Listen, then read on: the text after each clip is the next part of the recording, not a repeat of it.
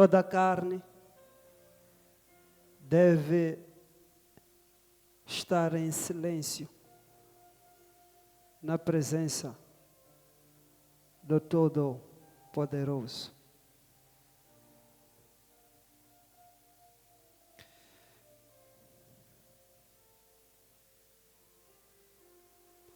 Quando você fica em silêncio, Ele fala. Quando você fala, Ele fica em silêncio. É regra base. É regra básica de comunicação.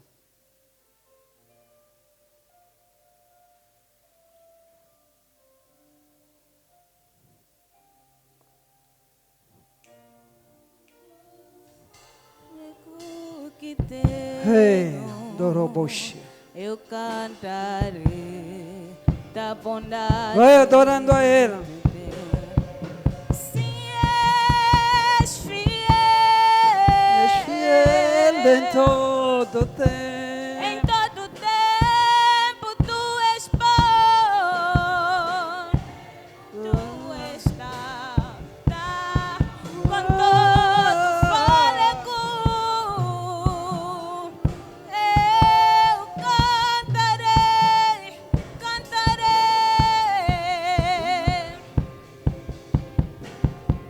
Se és És fiel fiel em todo em todo tempo tu és bom. Em todo tempo tu estás tão bom. Obrigado, Espírito Santo. Fôlego.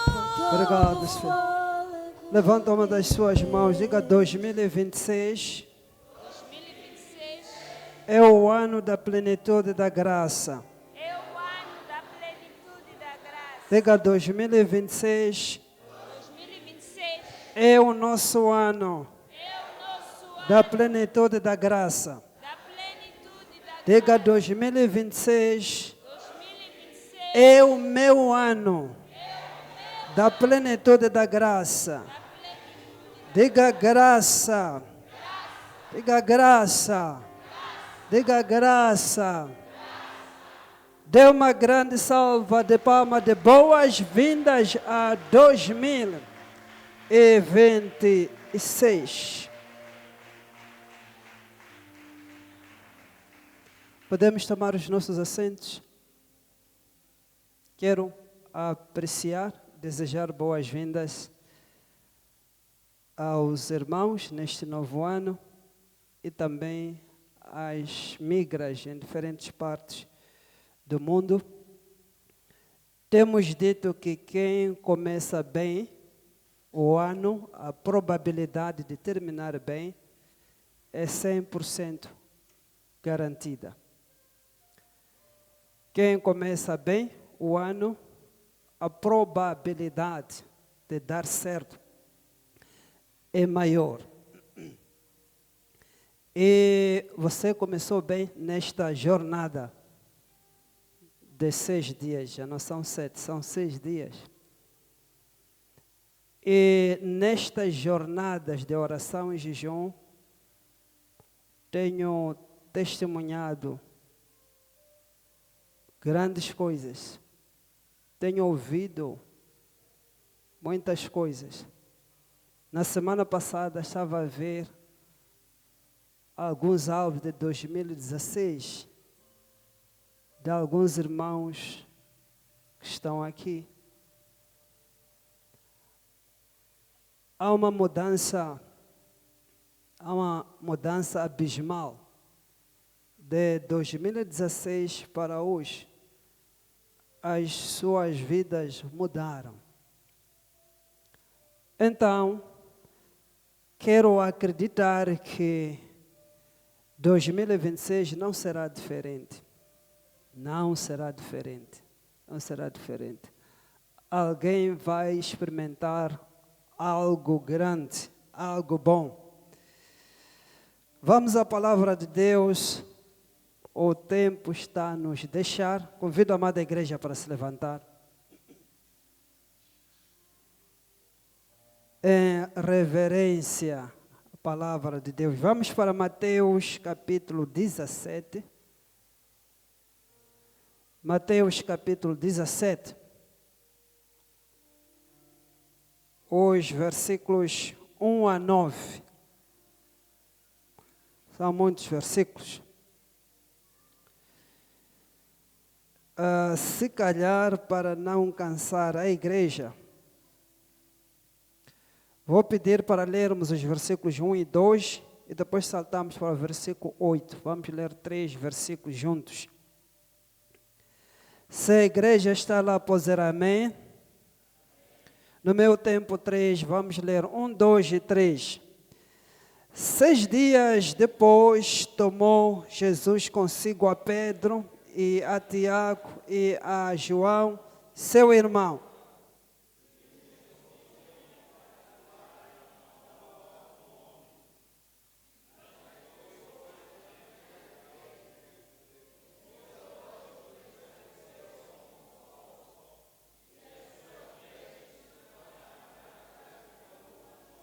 Oito.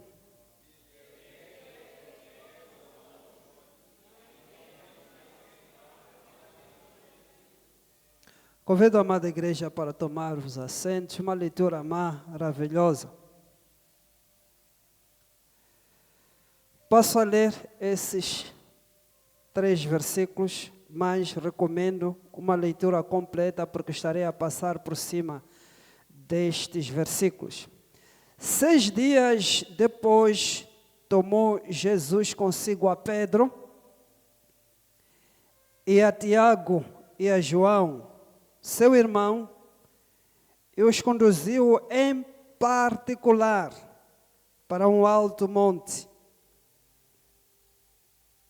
E transfigurou-se diante deles, e o seu rosto resplandecia como o sol, e as suas vestes se tornaram brancas como a luz. 8. E erguendo eles os olhos, ninguém vira senão unicamente a Jesus. Quero ler a partir da nova versão não, a Bíblia corrigida. E erguendo eles os olhos, não viram a ninguém senão a Jesus somente. Senão a Jesus somente. Diga comigo, Jesus somente. Diga Jesus somente. Diga Jesus somente. E erguendo eles os olhos, não viram a ninguém, senão a Jesus somente. Vou falar disso. Olhando para o contexto, o versículo 1, temos ali Pedro, Tiago e João. Estes são considerados as colunas da igreja. Quando falamos de Pedro, Tiago e João, estamos a falar de pilares, de colunas da igreja. Muito podemos falar de Pedro, podemos falar de Tiago. Gosto de Pedro. E gosto de João porque ele teve a revelação do amor de Deus para a sua vida. Uma das coisas que mudou o meu cristianismo foi a revelação e a definição clara do amor de Deus para comigo. Mas a igreja sabe que lá em Atos capítulo 12, Tiago é morto. Assim, do nada. E Pedro é preso, também para ser morto. E a igreja acordou. A igreja fez uma oração intensa, porque não queria assistir à mesma desgraça. E deixa eu dizer que esses 3 faziam parte do grau VIP de relacionamento com o Senhor Jesus Cristo. Eram os mais íntimos. Pedro, Tiago e João. Uma das coisas que você precisa de desenvolver este ano, de 2026, são relacionamentos fortes, saudáveis. Se você estiver aflito, a quem você recorre?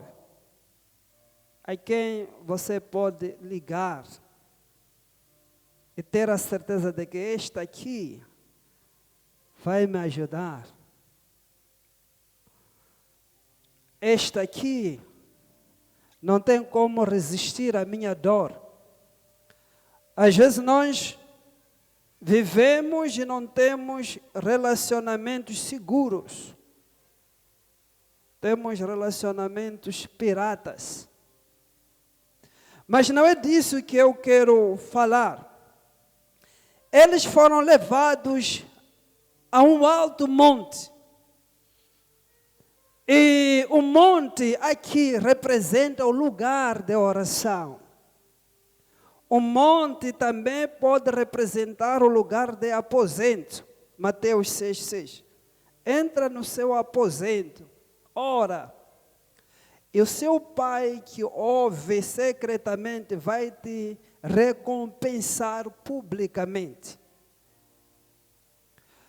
Pode representar também o esconderijo do Altíssimo, Salmos 91, aquele que habita no esconderijo do Altíssimo, a sombra do Onipotente descansará. Então é ali onde as coisas acontecem. Para não falar sozinho, propus para compartilhar com a amada igreja o impacto da comunhão com Deus, parte 2. De manhã falamos da parte 1. Dissemos que fiel é Deus, pelo qual foste chamados à comunhão do seu Filho, Jesus Cristo, nosso Senhor. Então, o chamado, ou a chamada mais alta do cristianismo, é a comunhão. É a comunhão com Deus. Não abra mão da sua comunhão com Deus. Pode estar difícil. Não pode negociar. Tem coisas que dá para negociar. Mas a sua comunhão com Deus, não. Não. Não. O impacto da comunhão com Deus, o impacto da comunhão com a divindade. O que é a comunhão, só para refresco? A comunhão é o primeiro momento de uma oração eficaz, de uma oração que funciona.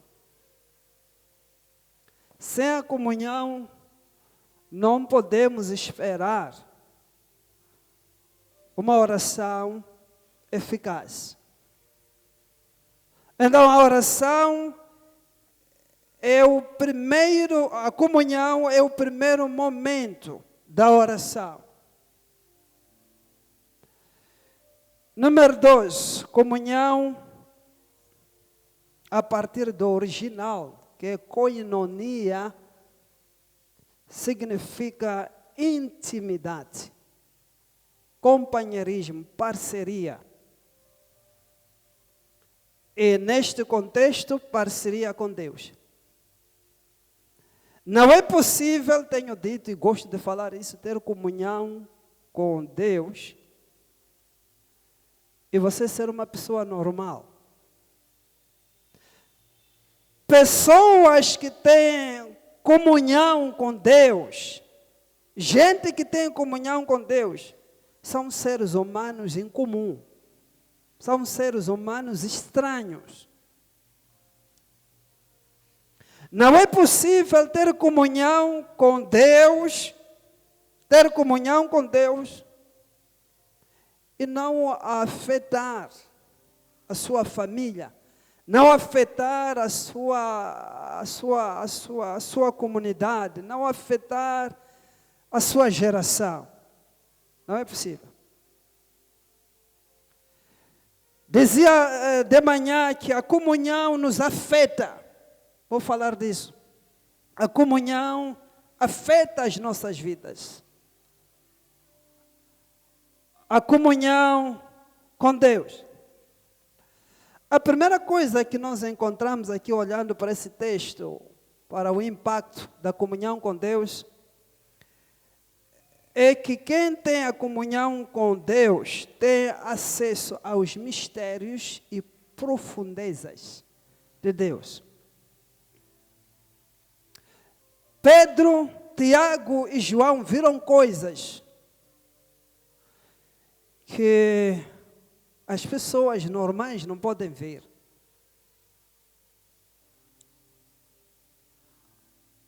Como é que pessoas que estavam mortas há milhares e milhares de anos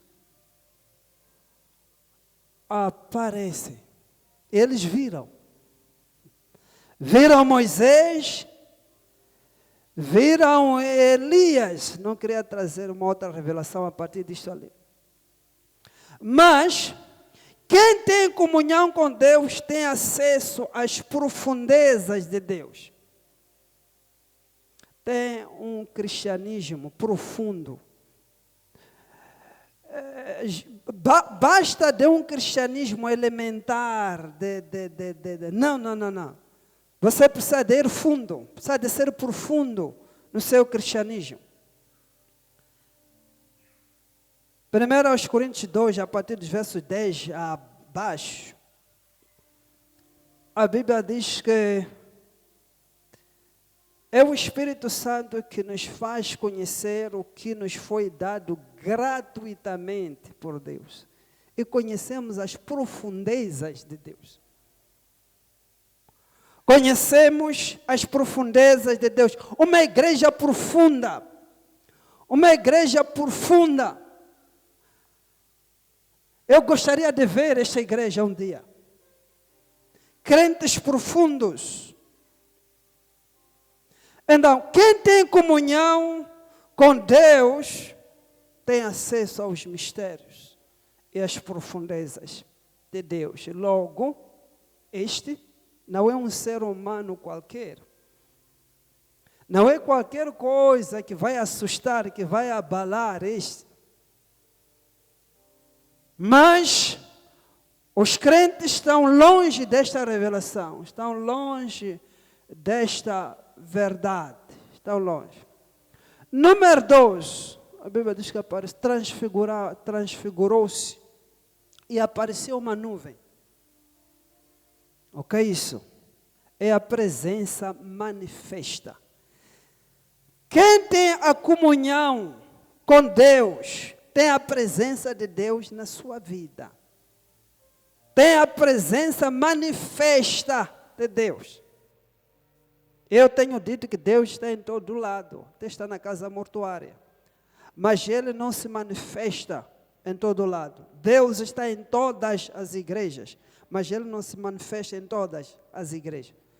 Deus está em todos os crentes, todos os que nasceram de novo, genuinamente salvos.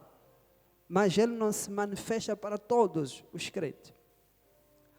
Aqueles que têm comunhão com a divindade, Deus se manifesta. E você consegue ver a mão de Deus na sua vida? Não, isso aqui é mão de Deus, é dedo de Deus. Porque se as pessoas pedirem explicação, você não vai conseguir explicar. Não vai conseguir explicar. Como pode? É porque você está na presença. Então, em 2026, não saia da presença. Recordo no ano passado, eu estava com a bispa lá na cerâmica. E apareceram ali algumas senhoras. E uma delas estava dizendo, aquela luta de querer vender. Uma delas dizia, não pode me tirar da presença. Eu disse, como assim? Não saia da presença. Pode estar difícil. Não abra a sua mão na presença de Deus. Lembra-se de Daniel 6:10? Estava difícil. Estava difícil. Mas ele disse, nem com isso. Eu? Como é que ele conseguiu dirigir uma nação de 120 províncias? Como? Presença. Não abrir mão, não abrir mão. Não abrir mão da presença de Deus. Os problemas já hão de vir em 2026. Não estou a profetizar, mas já hão de vir. Mas alguém que estará na presença vai controlar tudo, não será nada. Não será nada. Não será nada, não será nada mesmo. Não será nada. Então, a nuvem se manifestou. E no meio da nuvem, a Bíblia diz que ouviu-se uma voz. Seria o terceiro impacto. Quem tem comunhão com Deus tem acesso à voz de Deus. Lamento porque a voz de Deus escasseia na igreja do século 21. Os crentes já não ouvem a voz de Deus. Deus ainda fala. No meio de muito barulho, muita turbulência, Deus ainda fala. João 10:27. O Senhor Jesus diz que as minhas ovelhas ouvem a minha voz. Ouvem a minha voz. E elas me seguem. Jesus está a te levar para onde? Será que você está a seguir a Jesus ou está na contramão de Jesus? Será que está a ouvir a voz dele? É fácil resistir à voz de Jesus se você não tem comunhão com Deus. É muito fácil negar. Negar. É muito fácil negar. Muito fácil negar. 4. Quem tem comunhão com Deus, à luz destes versículos, é livre do medo. O Senhor Jesus olhou para eles, olha, não tenham medo. Mas quero abrir um parênteses, explicar para a amada igreja que existem 2 tipos de medo. Tem um medo nefasto, mau, perigoso. E tem um medo benéfico. Bom. Por falta desta ciência, a igreja está a ter problemas. Porque a igreja atual não tem medo de nada. Não tem medo de pecar. Não tem medo de violar as regras básicas de convivência numa sociedade. Por quê? Aprendeu que o crente não deve ter medo. A questão é que medo? O crente precisa de ter medo, sim. Esta geração não tem medo, tem uma coragem que eu chamo de coragem diabólica. Não tem medo de nada. No nosso tempo, nós éramos ensinados a ter medo da coisa do outro. A ter medo. De ter medo. Mas não, a Bíblia diz para não ter medo. Percebeu mal? O Senhor Jesus deixou isso muito bem claro. Através da Bíblia também nós encontramos esses 2 tipos de medo. Mateus 10:28. O Senhor Jesus falou de 2 medos ali. Você não pode ter medo daquele que mata, pode destruir o corpo. Precisam de ter medo daquele que destrói o corpo, a alma e o espírito. Este ali é o medo benéfico, um medo que te protege. Porque se não tem medo de Deus, que está misturado com um temor, santo temor, um respeito, uma reverência, mas misturado com medo, tem medo ali. Tem medo. Deve haver um grau mínimo. Deve haver medo.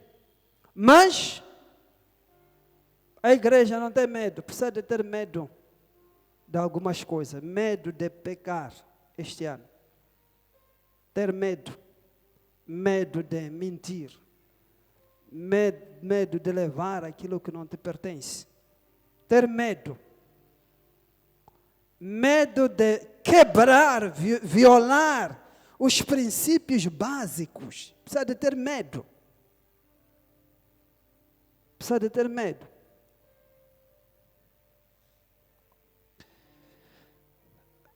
Voltando para o versículo, queria falar depois da comunhão, que acontece, talvez falamos disso amanhã, o nosso tempo se foi, mas termino dizendo, essa é a parte mais importante. Disseram assim, e erguendo eles os olhos, não viram ninguém senão Jesus Cristo. Somente Jesus Cristo. Porque há uma mistura na igreja.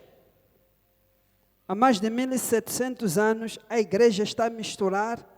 Moisés representa a lei, Elias representa os profetas, e há esta mistura. A igreja ainda não entendeu a graça na sua plenitude. E neste ano nós vamos explicar a graça. Não a hipergraça ou a desgraça, a graça.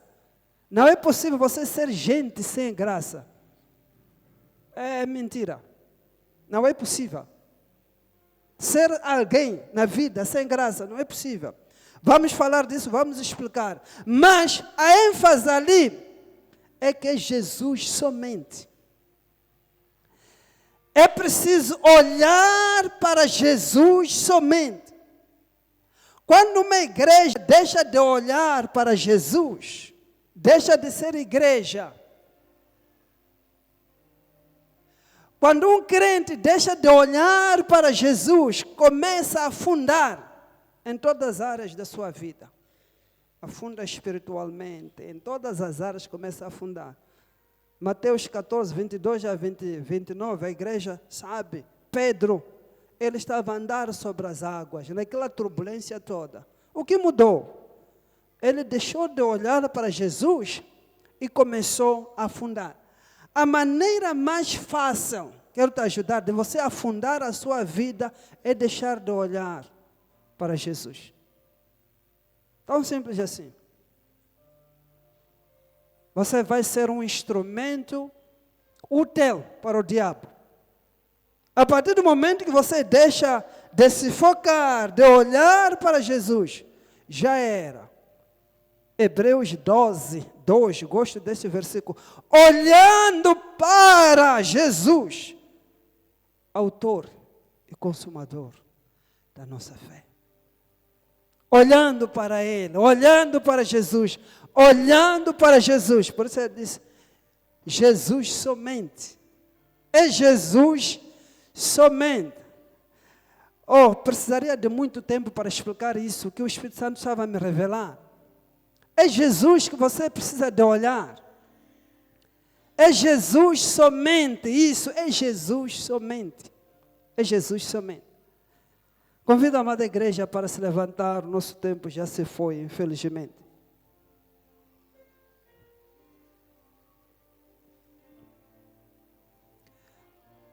A oração em jejum tem benefícios espirituais e tem benefícios físicos. Quando você fica algumas horas sem comer, o seu corpo é renovado. Sobretudo os da idade já avançada, como nós. Seu corpo, as suas células são renovadas. Só por ficar 2 horas sem comer, beber água. Quando chega às 16 horas, algumas coisas tóxicas no seu organismo são drenadas. Esse é o benefício para o corpo. Pois o jejum tem benefício para a sua alma. Não sei se terei tempo para falar disso. E finalmente para o seu espírito. Não é possível captar as frequências divinas no tempo em que nós estamos a viver, se o seu espírito e a sua alma não estiverem posicionados para você ouvir. Dali que leva muito a sério esses 7 dias, porque no final nós vamos celebrarmos juntos. Levanta a sua mão para os seus, fecha os seus olhos. Não abra mão da sua comunhão neste ano. Faça diferente. Há coisas que você não vai precisar de chorar para ter. Coisas como saúde, como dinheiro. Não. Não vai sofrer muito. Tem coisas que serão automáticas. Vou falar disso nos próximos dias. Não abra sua mão. Não abra a mão da sua comunhão com Deus, com o Espírito Santo. Não pode abrir mão. Pode ser difícil como, mas não pode abrir mão. Não pode abrir mão da sua comunhão com Deus neste ano. Tudo começa. Este é o ponto de partida para um 2026 super diferente. Este é o ponto de partida. Qual é o seu nível de intimidade com Deus? Está no grupo de Pedro, de Tiago e João? Tem graça que na nova aliança você pode estar também neste nível, neste grau VIP. Não tem uma elite, não tem um grupo especial. Você pode estar lá. Até o apóstolo pode não estar, mas você pode estar lá. Dependendo do seu nível de intimidade, da sua entrega a este Deus. Começa a falar em línguas, fala em línguas, vamos orar, fala em línguas.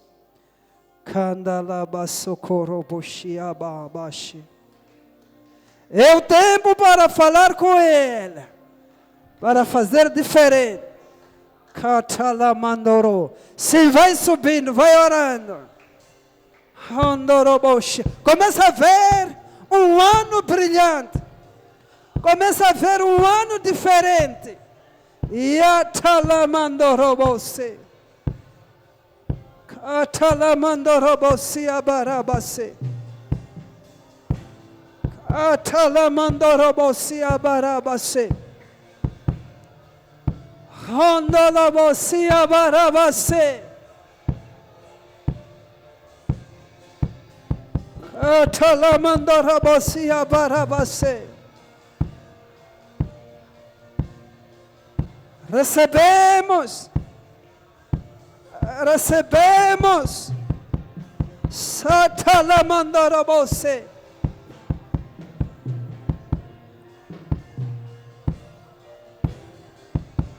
Jesus somente.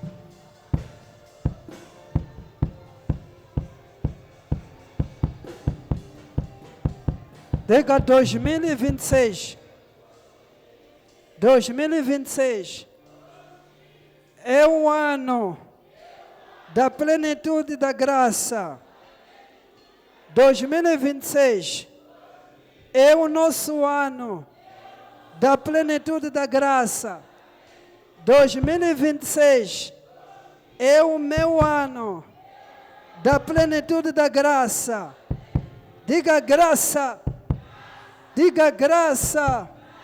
Diga graça.